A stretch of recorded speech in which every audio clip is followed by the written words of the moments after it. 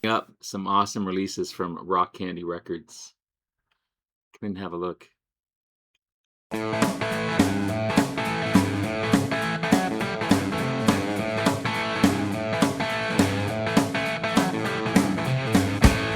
Good morning, everyone. It's Robert from On My Turntable. Hoping a great morning this morning. It is Monday morning. As always, a coffee kind of morning. Cheers, everyone. Hope everyone's doing well. As I said in the intro, these are 4 albums from Rock Candy Records. You can see the logo here. Rock Candy logo. If you don't know the company itself, it's a great record label known for reissuing and remastering versions of hard rock albums from the 70s, 80s, and early 90s, and rock albums as well. A lot of them include bonus material. I got all these off of Amazon as the Rock Candy site is down for some reason. But there's some fantastic prices on here. So all I did was search Rock Candy Records on Amazon, and a ton of stuff came up. And these were, again, all reasonably priced. A lot of them under 20 bucks. So starting off with Strider. Now this has the hype sticker on it. I don't want to take the hype sticker off because I don't want to ruin the hype sticker or the leave paper on the front of the cover. There was the back cover there, again with that Rock Candy label, and also the Rock Candy release down below.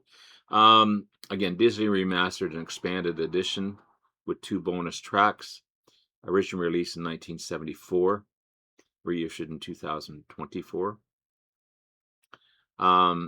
Remarkable stuff. So the hype sticker is fully remastered audio.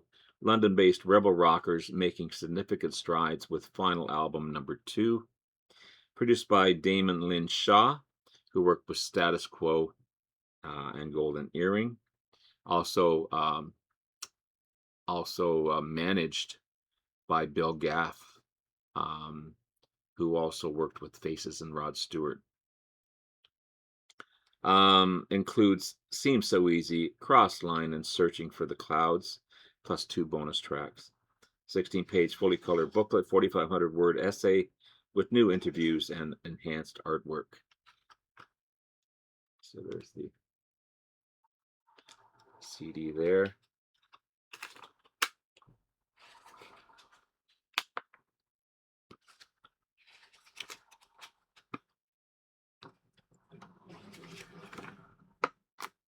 A lot of great stuff in this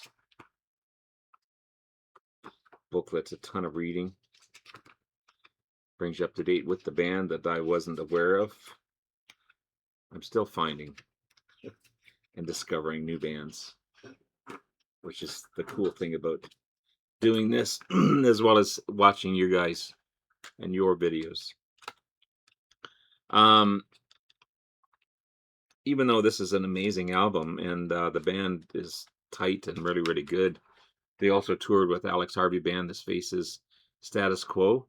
They just didn't make the commercial success that they would hope for, and the band didn't last too long. But I'm so happy to have this in my collection now. Strider, Misunderstood. I am familiar with Trapeze, featuring Glenn Hughes, but at the time of the release of this album, Glenn Hughes left to join Deep Purple, and the thought was that the band wouldn't carry on.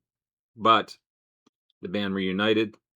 Founding members Mel Galley and drummer Dave Holland recruited bassist Pete Wright and second guitarist Rob Kendrick, and they continued on with a newly formed band with that base of funky hard rock, and adding even more hook-laden riffs to their music. It's got that tone and swagger of rock boogie, like Foghat, like Bad Company, early Bad Company. Originally released in 1974, reissued in 2015. Produced by Neil Slavin. It's just a great selection of hard rock and hard-hitting tracks. You got tracks like Backstreet Love, Wake Up, Shake Up, and Midnight Flyer on here. I love the front cover. There's the back cover there. again with the Rock Candy label. There's the CD. Another fairly large booklet in here as well. Nice shot of the band.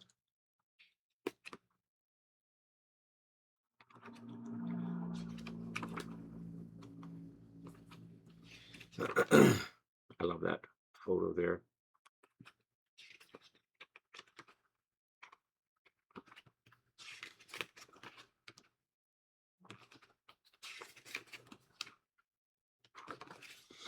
So the hype sticker is collector's edition, remastered and reloaded, fully remastered 24-bit audio, legendary UK outfit, fourth album, produced by Neil Slavin, who worked with Savoy Brown, Chicken Shack, Stray, um, features Wake Up, Shake Up, Backstreet Love, and Midnight Flyer. 16-page, fully colored booklet, 2,500-word essay, and brand new interviews with Mel Galley and Pete Wright. So, yeah, amazing stuff from Trapeze. I've got a couple of albums by this next gentleman, Mr. Donnie Iris. This is Fortune 410. Originally released in 1983 and in 2021 digitally remastered with expanded live bonus tracks. And a 2,000-word essay.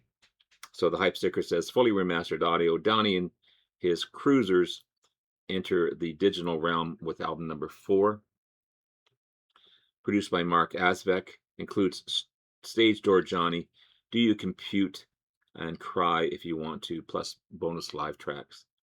Featuring full color booklet, 2,000-word essay, and new interviews and enhanced artwork.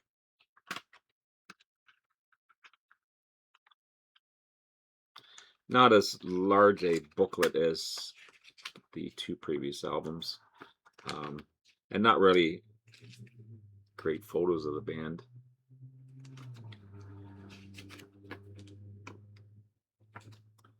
Which is a shame, but this is kind of an album that was a necessary thing for them to release, as their 3 previous albums did okay, but they were under pressure to deliver a hit. And if this one didn't make it, then they wouldn't probably make it. But the band was at the top of their game. They should have been bigger than they were. But for this album here, they moved from Pennsylvania to Cleveland, Ohio, closer to the home of the main songwriter and keyboard player Mark Asvek, or Avsek, sorry. And the album was just what they needed. It became one of the most commercially successful albums. It's a great, enjoyable album too. I just love his work. They also embrace computer technology on here, but not in a wacky, experimental way. They use it properly. And the sound of the album is a near perfect example of pure pop from this band, for sure. The album title, which is weird, Fortune 410, is actually the name of the horned rim glasses that Donnie Iris wears, kind of like Buddy Holly's style glasses. It's not a good example here, but yeah, he's kind of that same quirky look that Buddy Holly had. And this next one is an amazing band, but unfortunately a short-lived band in Fort Knox. Remarkable band. Great Georgia-based power trio. Originally released in 1982 and remastered in 2018. So you got fully remastered audio, supercharged power trio from Atlanta, Georgia. Produced by Chris Sangrades, who worked with Thin Lizzy, Ozzy, and Judas Priest. Includes Storm Inside My Head, On the Prowl, and Lucifer's Eyes.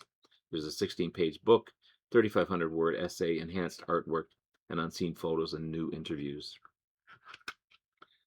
I love this album. It's so good. I was so pleased with this one.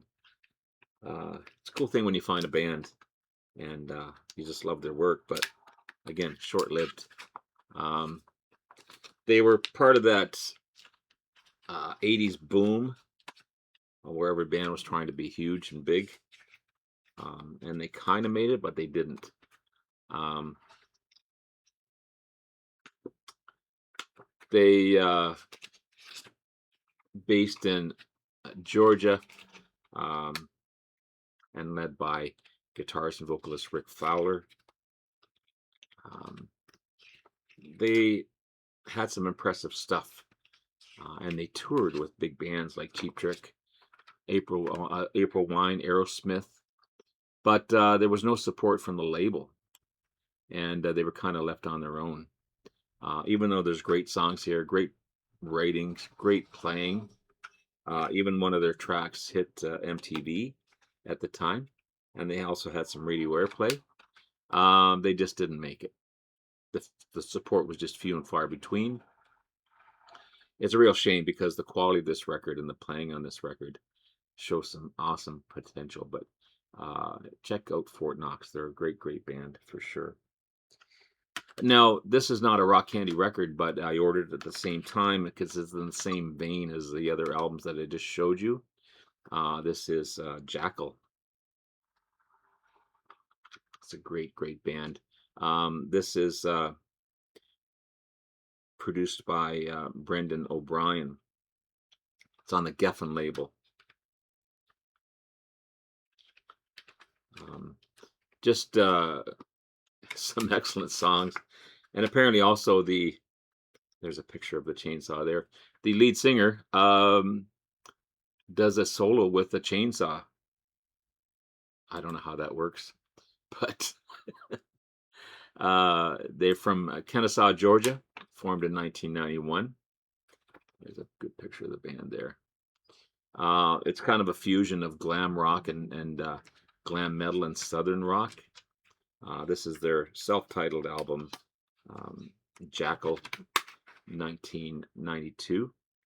The thing sold over a million copies in the States, making it a platinum selling album. You've got great singles on here like "Down on Me," "When Will It Rain," and the band is best known for the song "The Lumberjack," which features a chainsaw solo by lead singer Jesse James Dupree. It's high energy, it's raunchy, some great hooks in here. It's a great party record. The James Dupree gives you that Brian Johnson vibes with his vocals. He's also got that swagger of a Ted Nugent going on as well. You also have some great dual guitar work from Jeff Worley and Jimmy Stiff. It's stripped down. It's 3-chord gems, heavy boogie grooves. Great classic rock album from Jackal.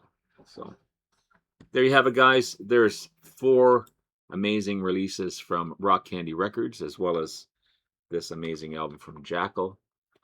So happy to discover all these new bands, except for Trapeze, which I knew, but still, overall, an amazing bunch of great music. I'm so happy to have in my collection. So have yourself a great rest of the day. Love you all. We'll talk again soon. Bye now.